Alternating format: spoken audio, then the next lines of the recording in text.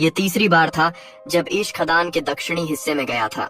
उसे लगता था कि वहाँ अभी भी पायराइट के कुछ निशान छिपे हुए हैं। खुदाई करते समय अचानक एक राइटलेस स्नेक ने उसे काट लिया। जहर निकालने की कोशिश में ईश ने अपने हाथ पर खुद ही कट लगा लिया।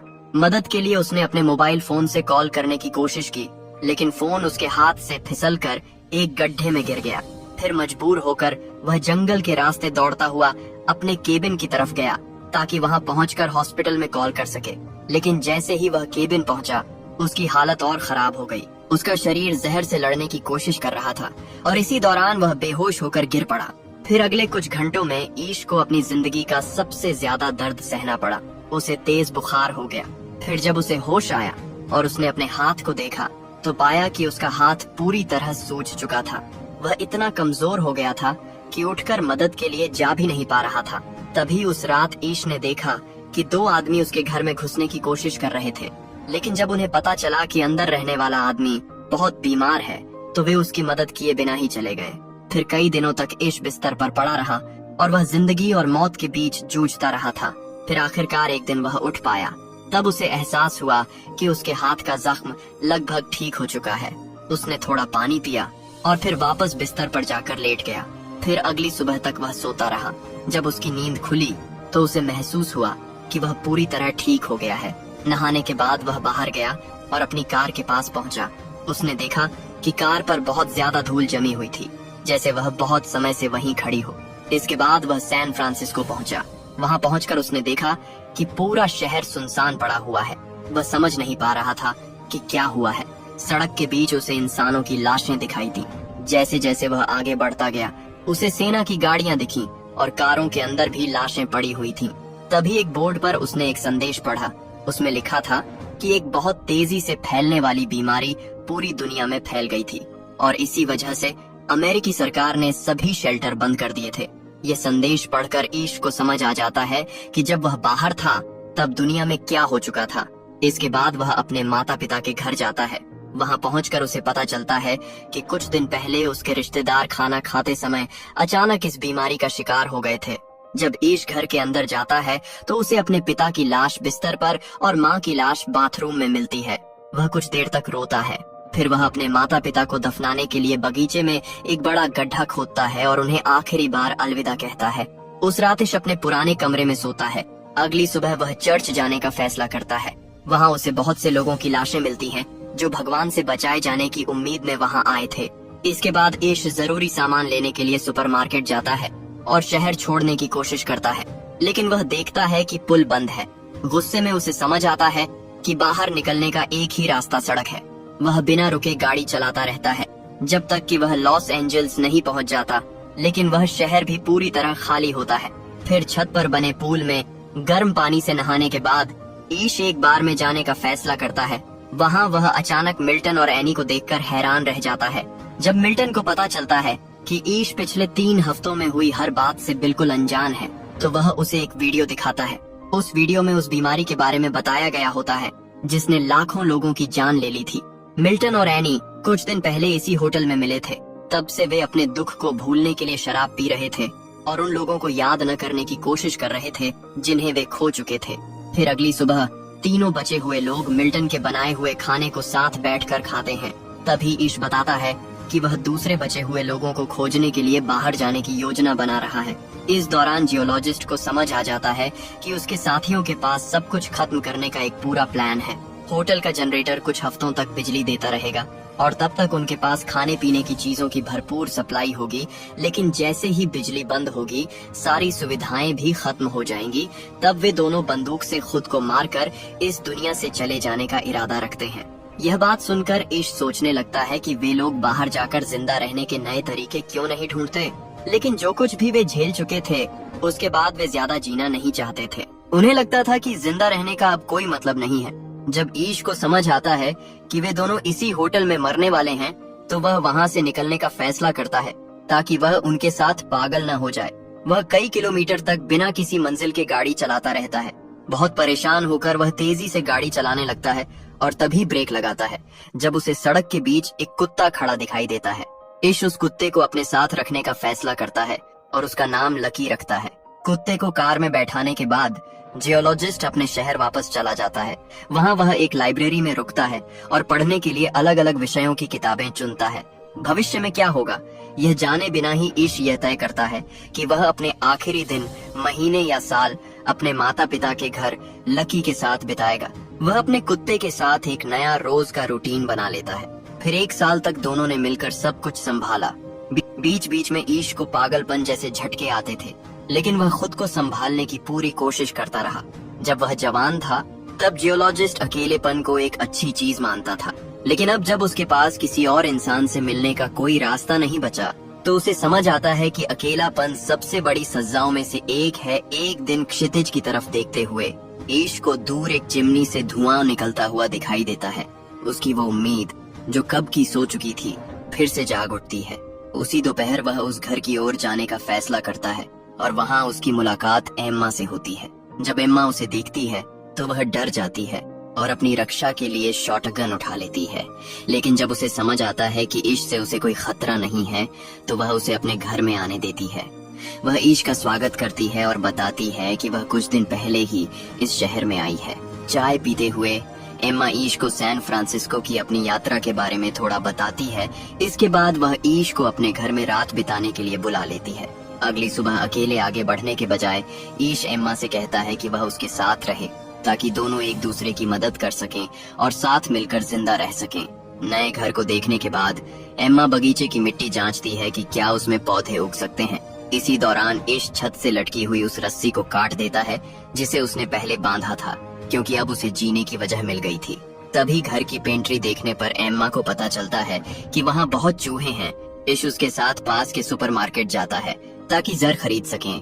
दुकान में दोनों अलग अलग ट्रॉली लेकर सामान लेने लगते हैं। तभी एम्मा फर्श पर पड़ी एक माँ और उसके बच्चे की लाश देखकर डर जाती है। इतने समय बाद भी वह लाशों की आदत नहीं डाल पाई थी, लेकिन फिर भी वह जिंदा रहने के लिए लड़ने को तैयार थी। फिर कुछ ही दिनों में ईश और एम्मा एक दूसरे के बहुत करीब आ जाते हैं, जैसे वे हमेशा से साथ हों। समय के साथ दोनों के बीच गहरा भरोसा बन जाता है और उनकी जिंदगी बेहतर होने लगती है। एम्मा के साथ परिवार बसाने के इरादे से ईश घर के लिए सोलर पैनल लेने जाता है, लेकिन वहाँ उसका एक्सीडेंट हो जाता है और उसका पैर टूट जाता है। किस्मत से एम्मा उसका इलाज कर देती है। इस दौरान वह बताती है कि उसे दूसरे लोगों के साथ रहने की बहुत कमी महसूस होती है। ठीक होने के बाद एम्मा ईश को बताती है कि वह गर्भवती है। ये सुनकर ईश खुश होने की बजाय डर जाता है। उसे चिंता होती है कि वह बच्चे के जन्म के समय एम्मा की सुरक्षा नहीं कर पाएगा और अपने बच्चे को अच्छी जिंदगी नहीं दे पाएगा, लेकिन एम्मा उसे समझाती है और हौसला देती है। अगले ही दिन ईश लाइब्रेरी जाकर बच्चों के जन्म से जुड़ी किताबें ढूंढता है, क्योंकि अब अस्पताल या डॉक्टर उपलब्ध नहीं थे। अगले कुछ महीनों तक एम्मा अच्छा खाना खाने की कोशिश करती है। एक दिन उसे मांस खाने की इच्छा होती है तो ईश शिकार करने जाता है। गाय को मारना उसे बुरा लगता है, लेकिन परिवार को खाना देने के लिए वह ऐसा करता है और किताब देखकर मांस काटता है। काम करते करते उसकी तबीयत बिगड़ जाती है, इसीलिए उसे थोड़ा आराम करना पड़ता है। काम पूरा करके वह घर लौटता है और आखिरकार सोलर पैनल लगा देता है।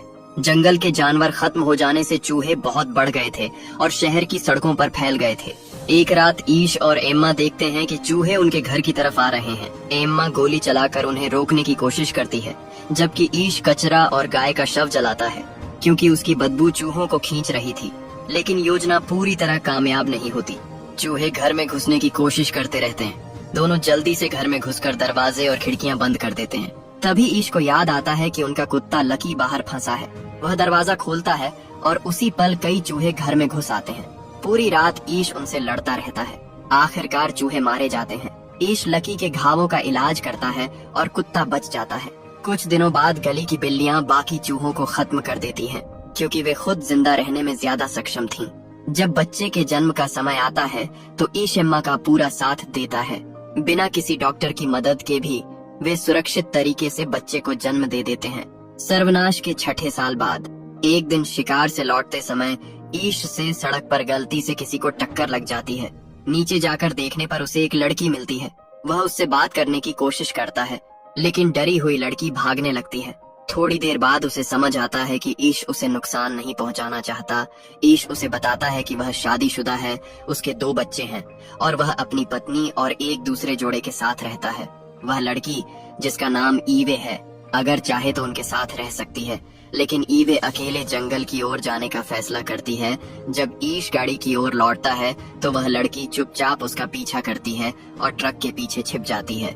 घर पहुंचकर ईश अपने परिवार से ईवे का परिचय कराता है। लड़की कुछ नहीं बोलती। ईश समझ जाता है और उसे समय देने का फैसला करता है ताकि वह धीरे धीरे खुद को ढाल सके। सुबह मोरिन ईवे के लिए नाश्ता लाती है, लेकिन ईवे डर के कारण उस पर हमला कर देती है और उसे पास नहीं आने देती। फिर थोड़े समय और सब्र के बाद मोरिन उसका भरोसा जीत लेती है। जब ईवे नहा रही होती है तो मोरिन उसका बैग देखती है। उसे एक नोटबुक मिलती है जिसमें डरावनी तस्वीरें बनी होती हैं। ये देखकर वह समझ जाती है कि लड़की ने बहुत कुछ झेला है। वह ईवे के लिए घर में एक अलग कमरा तैयार करती है। इधर एश और जॉर्ज शिकार पर जाते हैं और उस झोपड़ी तक पहुंचते हैं जहां ईवे अपने परिवार के साथ रहती थी। वहां सब कुछ देखकर उन्हें समझ आ जाता है कि वहां कुछ बहुत बुरा हुआ था। घर लौटकर वे वह चिट्ठी पढ़ते हैं जो मोरिन को ईवे के बैग में मिली थी। उससे पता चलता है कि जो सदमा ईवे ने झेला उसी वजह से उसने बोलना बंद कर दिया था। उसी समय पूरा परिवार उसे गोद लेने का फैसला करता है ताकि उसे एक अच्छा बचपन मिल सके। कुछ हफ्तों बाद एम्मा और ईश के तीसरे बच्चे का जन्म होता है और पूरा परिवार बहुत खुश होता है। लगभग 1 साल बाद जब बच्चे बगीचे में खेल रहे होते हैं, ईश को किसी के आने की आवाज सुनाई देती है। वह बंदूक उठाता है और एम्मा और जॉर्ज के साथ बाहर जाता है। वहाँ उन्हें मॉली और उसका परिवार मिलता है। मॉली बताती है कि उसने दीवार पर लिखा वह संदेश पढ़ा था जो ईश और एम्मा ने 7 साल पहले छोड़ा था। उसी संदेश को देखकर वे यहाँ आए थे। खाना खाने के बाद मोरिन और जॉर्ज बताते हैं कि पास में एक खाली घर है जहाँ वे रह सकते हैं। ईश इस बात से सहमत नहीं होता। उसे लगता है कि इन नए लोगों पर भरोसा नहीं किया जा सकता, लेकिन एम्मा उसे समझाती है और भरोसा करने के लिए मना लेती है। अगले दिन ईश उनके साथ सामान लेने जाता है। तलाशी के दौरान मॉली एक छोड़े हुए अस्पताल में जाती है। वहाँ उसे एक जंगली कुत्ता मिल जाता है। वह आग बुझाने वाले यंत्र से उसे भगा देती है और दवाइयों की अलमारी से जितना सामान हो सके ले लेती है। समय के साथ ईश को समझ आ जाता है कि वह इन 3 अजनबियों पर भरोसा कर सकता है। एक बार फिर एम्मा की समझ सही साबित होती है। जीन के गर्भवती होने से परिवार और बड़ा हो जाता है। उसे नए दोस्तों से पूरा सहारा मिलता है। कुछ समय बाद मोरिन भी अपने पहले बच्चे को जन्म देती है और जॉर्ज बहुत खुश होता है। धीरे धीरे तीनों परिवार मिलकर एक छोटा सा समुदाय बना लेते हैं। वे हीदर के 53वें जन्मदिन पर एक पार्टी रखते हैं। उसी दिन एक बड़ा तूफान आता है। तभी हीदर को याद आता है कि लकी घर पर नहीं है। ईश अपने कुत्ते को ढूंढने बारिश में बाहर जाता है और एक गिरे हुए पेड़ के नीचे लकी की लाश देखता है। ईश की चीख सुनकर एम्मा समझ जाती है कि क्या हुआ है। वह उसे संभालने की कोशिश करती है क्योंकि वह जानती है कि ईश लकी से कितना प्यार करता था। अगली सुबह ईश लकी को अपने बगीचे में दफना देता है। उसी समय वह देखता है कि एक खतरनाक जंगली जानवर बच्चों पर हमला करने आ रहा है। ईश तुरंत आगे बढ़ता है और उससे लड़ने लगता है। कई सालों बाद पहली बार ईवे बोलती है और मदद के लिए चिल्लाती है। उसकी आवाज सुनकर बाकी लोग समय पर पहुंच जाते हैं। ईश बुरी तरह घायल हो जाता है, लेकिन मॉली और बाकी लोग उसकी चोटों का इलाज करते हैं। इसके बाद एम्मा उस जंगली जानवर का पीछा करती है और उसे मार देती है। फिर कुछ हफ्तों के आराम के बाद ईश फिर से चलने लगता है और धीरे धीरे पूरी तरह ठीक हो जाता है। कुछ साल बाद हीदर और जीन का बड़ा बेटा राफे बड़े हो जाते हैं। वे दुनिया देखने के लिए सफर पर जाने का फैसला करते हैं, अपने माता पिता से वादा करके कि वे सर्दियों से पहले लौट आएंगे। दोनों घर से निकल जाते हैं। कुछ समय बाद इलाके में सूखा पड़ता है। ईश पानी की समस्या समझने के लिए जलाशय जाता है। रास्ते में उसे एक ट्रेलर मिलता है जिसमें कुछ बचे हुए लोग होते हैं। वह सावधान होकर घर लौट आता है क्योंकि उसे अजनबियों पर भरोसा करना मुश्किल लगता है। लेकिन चार्ली उसका पीछा करता है और दोस्ती करना चाहता है। वह पूछता है कि क्या वे एक रात उनके यहाँ रुक सकते हैं। एम्मा उन्हें खाने पर बुला लेती है। बातचीत में चार्ली बताता है कि उसके पास कुआं खोदने की मशीन है और वह पानी निकालने में मदद कर सकता है। अगले 3 दिनों तक उसकी टीम पानी खोजने में मेहनत करती है। बदले में चार्ली ईश से ईंधन जमा करने में मदद मांगता है ताकि कुआं तैयार होने के बाद वे आगे अपनी यात्रा जारी रख सकें। लेकिन मेहमानों का व्यवहार देखकर ईश को शक होने लगता है कि वे इस जमीन पर कब्जा करना चाहते हैं। इसलिए वह एक चेतावनी का निशान लगा देता है। जब ईश अपनी शंका एम्मा को बताता है तो वह उसे डांटती है और कहती है कि उसे लोगों पर थोड़ा और भरोसा करना सीखना चाहिए। अपना मन साफ करने के लिए ईश अकेले जंगल में टहलने निकल जाता है, लेकिन रास्ता भटक जाता है। रात होने पर एम्मा को उसकी चिंता होने लगती है और वह उसे ढूंढने निकलने ही वाली होती है कि तभी ईश वापस आ जाता है। पहले तो एम्मा उसे डांटती है, लेकिन जब उसे समझ आता है कि ईश को अकेले रहने की जरूरत थी तो वह उसे माफ कर देती है और यह भी मानने लगती है कि चार्ली को लेकर ईश की बात सही हो सकती है। अगली सुबह सभी लोग फिर से कुआं खोदने के काम में लग जाते हैं। कई दिनों की मेहनत के बाद आखिरकार उन्हें पानी मिल जाता है, लेकिन ईश की खुशी ज्यादा देर नहीं टिकती, क्योंकि चार्ली साफ कह देता है कि उसका वहां से जाने का कोई इरादा नहीं है। उस रात जश्न के बाद चार्ली खलिहान में ईवे पर हमला करता है। ईवे की चीखें सुनकर ईश दौड़कर उसकी मदद करता है। इसके बाद पूरा परिवार इकट्ठा होता है और सब समझ जाते हैं कि चार्ली एक खतरनाक इंसान है। जब एम्मा को सब कुछ पता चलता है तो वह बिना ज्यादा सोचे कहती है कि चार्ली को खत्म करना होगा। बाकी लोग भी उससे सहमत हो जाते हैं। ईश हथौड़ा लेकर चार्ली के ट्रेलर में जाता है और उसे जगह छोड़ने को कहता है, लेकिन चार्ली मना कर देता है और उनका मजाक उड़ाता है। अपने परिवार को खतरे में देखकर ईश गुस्से में आ जाता है और हथौड़े से चार्ली पर हमला कर देता है। उस रात चार्ली मारा जाता है और उसकी लाश समुद्र में फेंक दी जाती है। सुबह ईश और एम्मा चार्ली के साथियों को ये बात बताते हैं और उन्हें रहने या चले जाने का विकल्प देते हैं। सब लोग जानते थे कि चार्ली कैसा इंसान था, इसलिए किसी ने विरोध नहीं किया। साइलस को समुदाय से निकाल दिया जाता है। कुछ घंटों बाद साइलस वापस आकर रहने की भीख मांगता है, लेकिन ईश उसे मना कर देता है, क्योंकि उसे पता था कि साइलस भी चार्ली के साथ मिला हुआ था। 3 साल बीत जाते हैं, सब ठीक चल रहा होता है। तभी ईश और एम्मा के सबसे छोटे बेटे जोई में उसी खतरनाक बीमारी के लक्षण दिखने लगते हैं। जल्दी ही यह बीमारी समुदाय के दूसरे लोगों में भी फैल जाती है। मौली मजबूत लोगों की मदद से बीमारों का इलाज करने लगती है। अपने बेटे को बीमार देखकर ईश बहुत दुखी होता है, लेकिन उसे राहत मिलती है जब उसे पता चलता है कि हीदर सुरक्षित घर लौट आई है। लेकिन एक बुरी खबर भी आती है। यात्रा के दौरान राफे की मौत हो गई थी। यह सुनकर ईश को लगता है कि यह सब चार्ली को मारने की सजा है। अपने परिवार के लिए दवाइयां लाने के लिए वह साइकिल से सैन फ्रांसिस्को पुल पार करता है और एक खाली अस्पताल में जाता है। जाने से पहले वह चर्च में जाकर अपने पापों के लिए माफी मांगता है और भगवान से कहता है कि अगर सजा देनी हो तो उसे दे। उसके बच्चों को नहीं घर लौटने पर जीन पूछती है कि राफे के साथ क्या हुआ।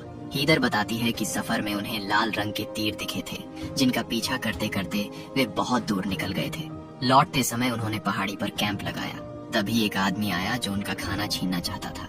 राफे ने खुद को बचाने की कोशिश की, लेकिन उस आदमी ने उसे चाकू मार दिया। गुस्से में हीदर ने कुल्हाड़ी फेंकी और हमलावर को मार दिया। उसने राफे को बचाने की कोशिश की, लेकिन ज्यादा खून बहने से वह मर गया। अगली सुबह कोरी उस हमलावर के बारे में पूछता है। हीदर उसके हाथ पर बने टैटू के बारे में बताती है और कोरी समझ जाता है कि वह साइलस था, लेकिन वह यह बात किसी को नहीं बताता। इधर ईश अपने बेटे जोई को बचाने की हर कोशिश करता है।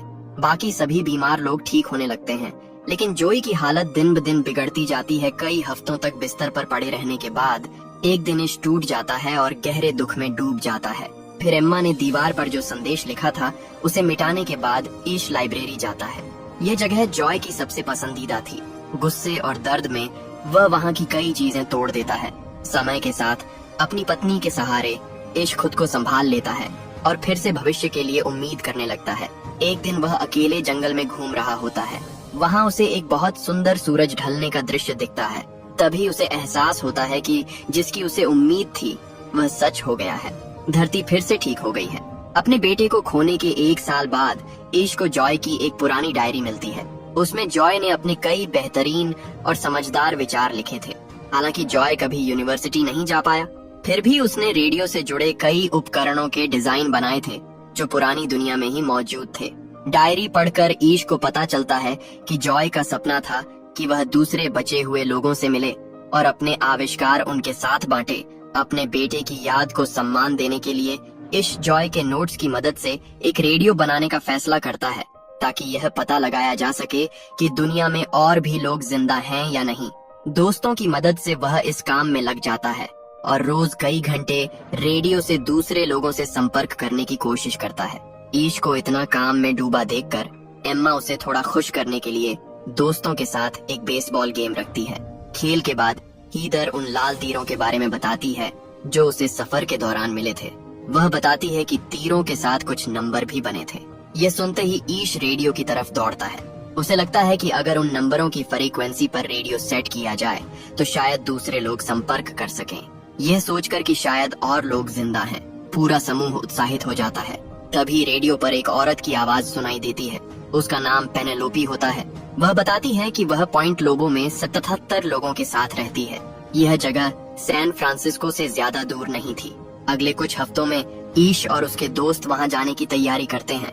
मिलकर वे एक बड़ी और मजबूत कॉलोनी बना लेते हैं। उस तबाही के 50 साल बाद, जिसने इंसानों की 90% से ज्यादा आबादी खत्म कर दी थी, ईश अपना हथौड़ा हीदर के बड़े बेटे जैक को सौंप देता है। अपने पोते पोतियों को देखकर वह खुद को बहुत खुशकिस्मत महसूस करता है। तो आपको ये सीरीज कैसी लगी? नीचे कमेंट में जरूर बताइए। अगर वीडियो पसंद आया हो तो लाइक और सब्सक्राइब करें।